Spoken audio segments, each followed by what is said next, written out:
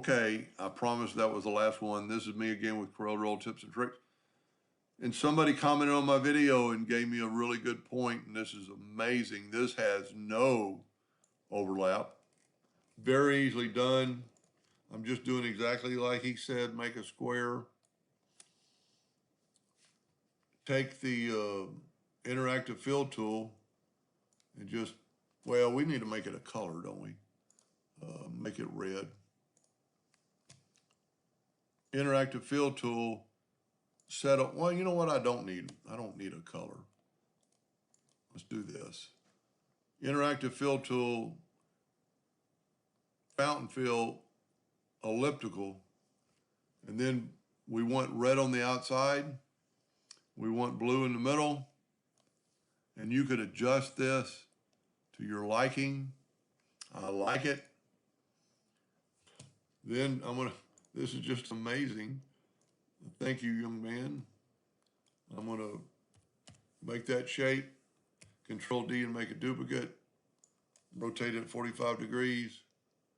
Matter of fact, I didn't even need to make a duplicate. Then I'll duplicate, whoop.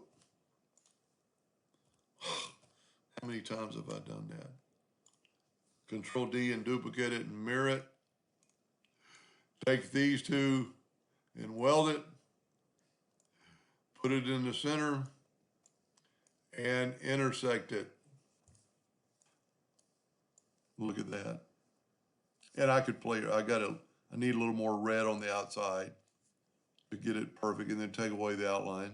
And what's good about this, you could, probably make this bigger to get more red on the outside. Make it quite a bit bigger still. Let's grab both of them and hit C on the keyboard and put it in the center. Let's get this one out of the way. Let's intersect it.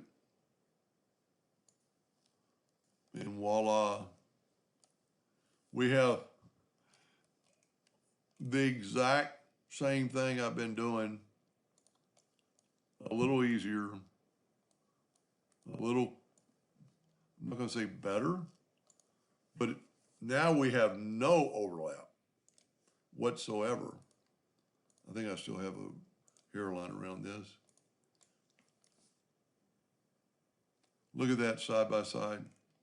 Incredible. Thank you, Mr. Viewer, subscriber. Hope that helped. Thank you for watching.